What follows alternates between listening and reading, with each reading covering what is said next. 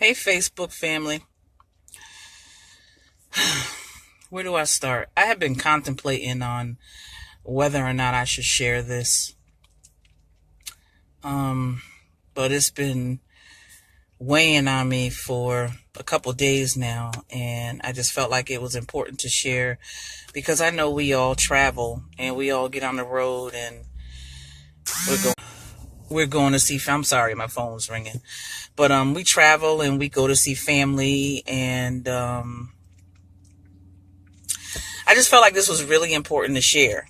My daughter, me and my daughters were going to Connecticut to a funeral. One of my cousins passed away, and this was Tuesday when we went. And so we get on the highway where we make it to the Jersey Turnpike, and I decide to stop at one of the rest stops. And normally when I stop, I always stop further back in the parking lot just so people don't bump my car or scratch the car, whatever the case may be. But this particular time I parked closer to the rest stop, and there was one car parked on the passenger side, and then there were three other cars parked on the driver's side in the same scenario in front of me, and there was a space empty in front of my vehicle. So of course I park at the rest stop.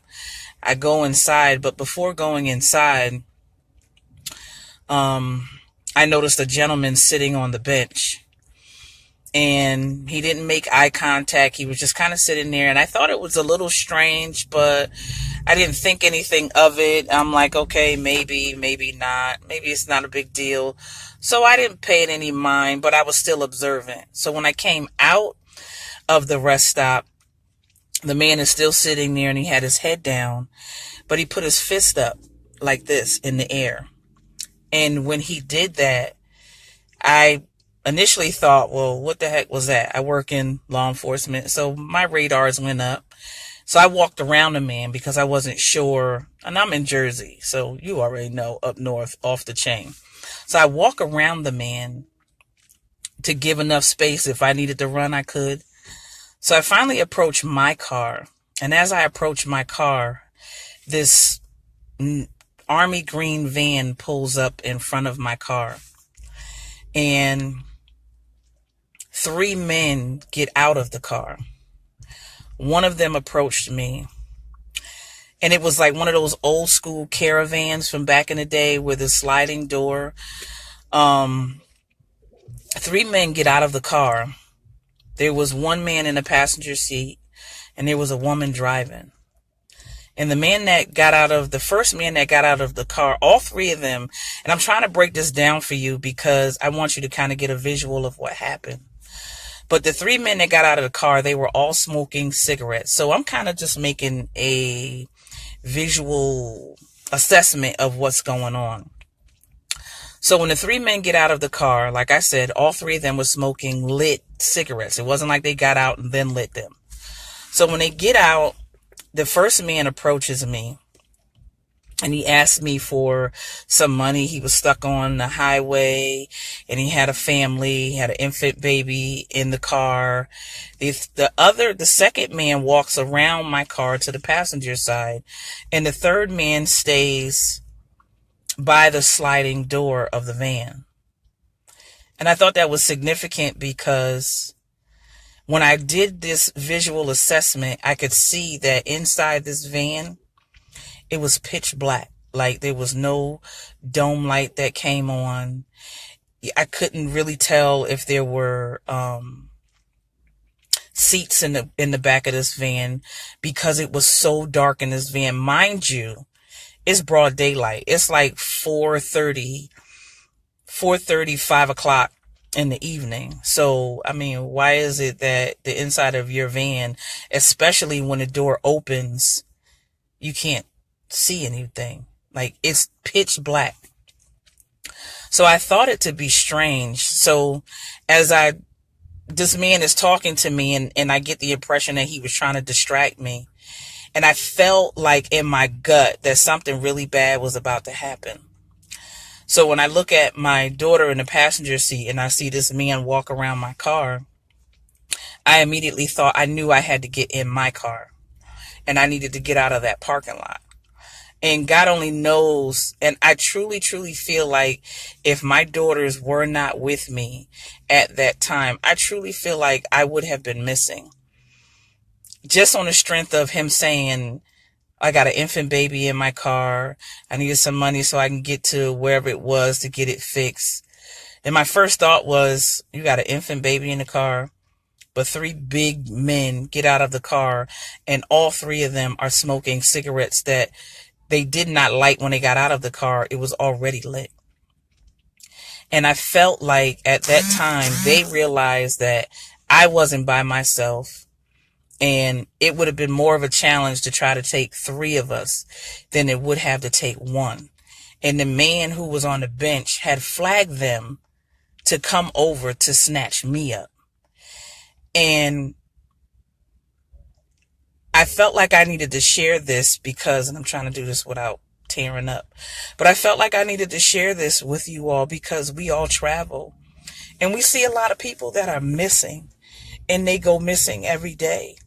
And I just want to share with you, be really careful who's around you when you travel.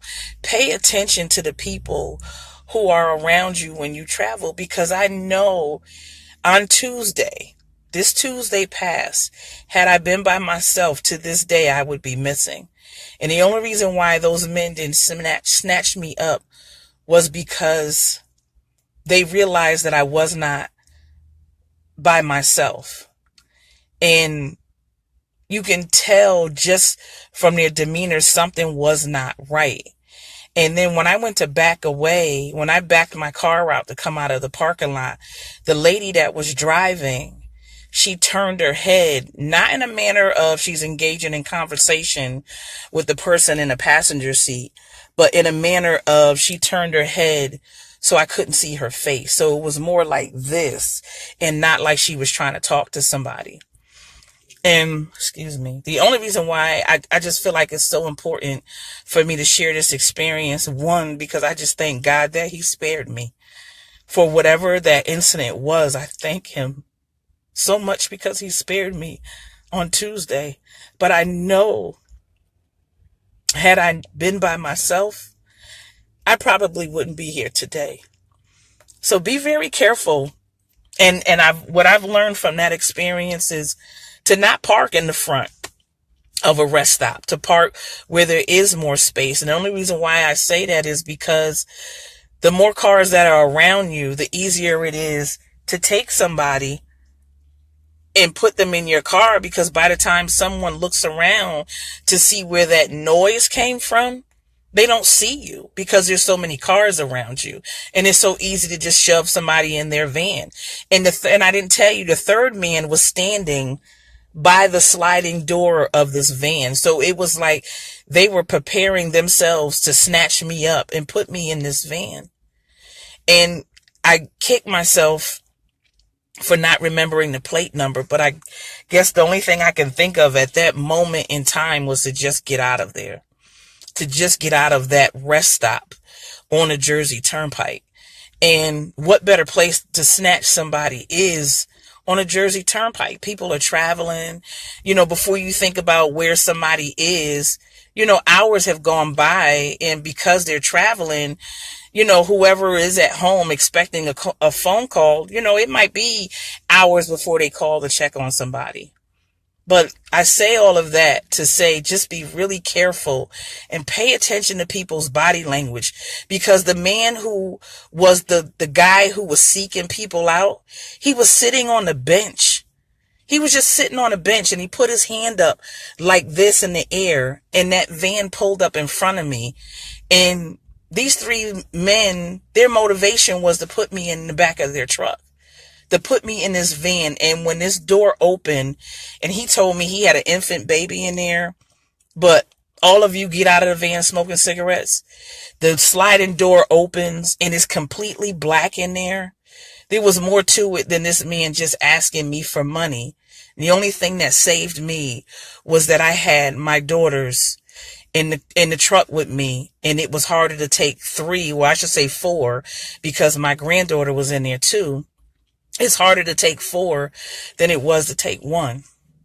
So I say all of that to say, y'all, just be careful when you out there. Pay attention to body language.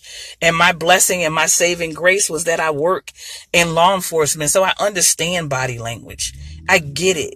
Pay attention to people you don't know and what their intent is, especially when somebody comes up to you and asks you for money, or, oh, I'm stuck on the highway, and it's 5 other guys. It was 3, 4, 5. So 5 men and 1 woman, and the woman was driving. And the other male, there was 1 man in the passenger seat, which was a black man. And then there were 4 white men, which was 1 that was sitting on the bench, that was just sitting there observing to see who was coming in and out and who they could snatch up. And then the other 3 who were trying to distract me to get me in this van. And y'all, I tell you,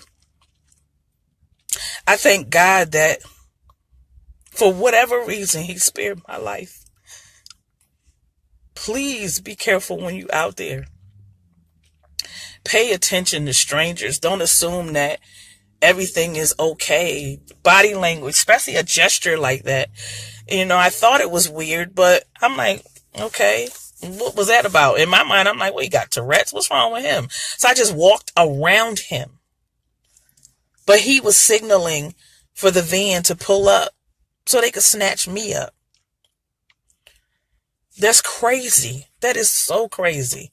And I just wanted to share that with y'all so y'all know when you out there, be safe, be careful, pay attention. If you travel by yourself, if you got to stop at a rest stop and you travel by yourself, tell somebody, just call somebody, hey, yo, I'm stopping at a rest stop. This is where I am, X, Y, and Z, just to let somebody know where you are. And for that to happen to me, and God spared my life, it's a purpose for my life. And I'm so thankful because all 3 of those men were way bigger than me. I mean, the guy who stood in front of me, he looked like he was at least 6'4", 6'5". Be careful out there, y'all, when you travel. Be safe out there when you travel. Peace.